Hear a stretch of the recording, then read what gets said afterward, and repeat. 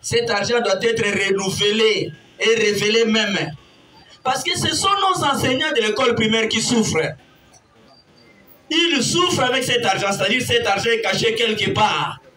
On cherche maintenant à vérifier, bien à voir les mouvements, qu'est-ce que les enseignants vont faire pour que nous puissions lâcher ou pas.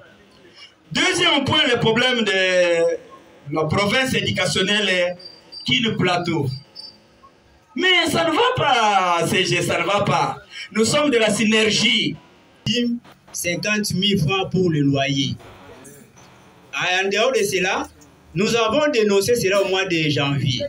Les prophètes avaient intervenu. Il avait retiré l'école, il nous a mis à la disposition de la sous-division sénégale.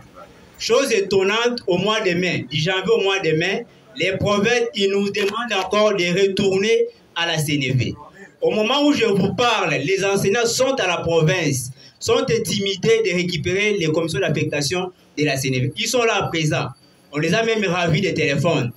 Dans une salle, oui, les audios. La synergie des syndicats des enseignants de la République démocratique du Congo a tenu une assemblée générale des enseignants ce samedi 6 juillet 2024 à Kinshasa pour évaluer l'année scolaire 2023-2024 et présenter les attentes des enseignants pour l'année scolaire prochaine. Cette évaluation a porté sur la gouvernance de l'EPST et les promesses que le gouvernement a faites aux enseignants. Sur le plan 1, sur le plan de la gouvernance de l'EPST, il faut noter que, pour la première fois, on a assisté à des graves dysfonctionnements dans la gestion de ce sous-secteur par l'ancien ministre de l'EPST. Dysfonctionnement caractérisé par l'explosion de tous les cadres organiques de l'EPST à travers des recrutements clientélistes. La désactivation des milliers d'enseignants sans raison fondée et dont les salaires ont été détournés après la réactivation, impactant négativement sur le fonctionnement des écoles. L'imposition d'une retraite irrégulière ne reposant sur aucun soubassement juridique. La caporalisation de l'inspection générale de l'enseignement avec comme conséquence des résultats controversés de l'examen d'État 2023-2024. Le manque de transparence dans le versement de la prime de gratuité aux enseignants du primaire. La non-livraison des bulletins dans les écoles publiques alors que l'argent était bel et bien perçu.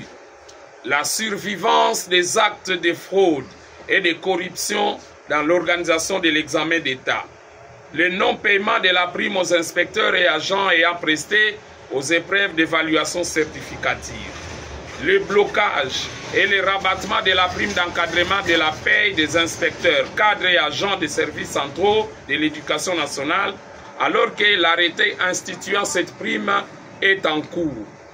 L'instauration d'un dialogue social clientéliste et discriminatoire en violation de tous les textes, en violation de toutes les lois sur le dialogue social. Je reprends. L'instauration d'un dialogue social clientéliste et discriminatoire en violation de toutes les lois sur le dialogue social. La convocation de plusieurs commissions paritaires budgétivores hors normes et sans résultat sur les différents paliers promis. La privatisation de la mutuelle de santé des enseignants avec comme conséquence des prestations dérisoires et l'exclusion des enseignants retraités aux soins de santé. L'instauration des frais d'appui aux enseignants comme mode de gestion et de fonctionnement des écoles avec des conséquences sur la qualité de l'enseignement. L'opacité dans la gestion par la CENSAP des fonds des enseignants portant protection sociale. Dans le secteur privé, les enseignants partent en vacances sans pécule de vacances alors que les parents se sont acquittés de leurs obligations en payant les frais exigés. En outre, les promoteurs d'écoles privées font obstruction à l'action syndicale sans qu'ils ne soient interpellés par le gouvernement, par les autorités publiques. 2. En ce qui concerne les engagements actuels du gouvernement, Le président de la République, lors du Conseil des ministres du 28 juin 2024, fustige, je cite les paroles du président, « La politique actuelle de rémunération des agents de l'État s'éloigne des principes légaux et réglementaires régissant la rémunération des agents publics de l'État, entraînant beaucoup d'injustices devenues profondes et inacceptables. » Le président de la République en a appelé, comme la synergie des syndicats des enseignants de la RDC, au lancement, dans un délai raisonnable, des travaux devant aboutir à la mise sur pied d'une politique salariale plus juste, plus équitable, plus rationnelle et plus soutenable de tous les agents publics de l'État avec toutes les parties prenantes. De ce qui précède, la synergie des syndicats des enseignants interpelle Madame la Première ministre, chef du gouvernement, à s'investir conformément aux recommandations du Conseil des ministres pour convoquer les assises sur la politique salariale avant la rentrée scolaire et académique prochaine. La synergie des syndicats des enseignants de la RDC, une fois de plus, rejette les accords de Bibois qui ne garantissent aucune sécurité sociale aux enseignants et aux agents publics de l'État en général.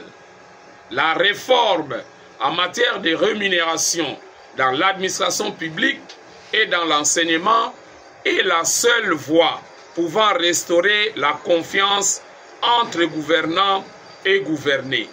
Ainsi fait à Kinshasa, le 6 juillet 2024.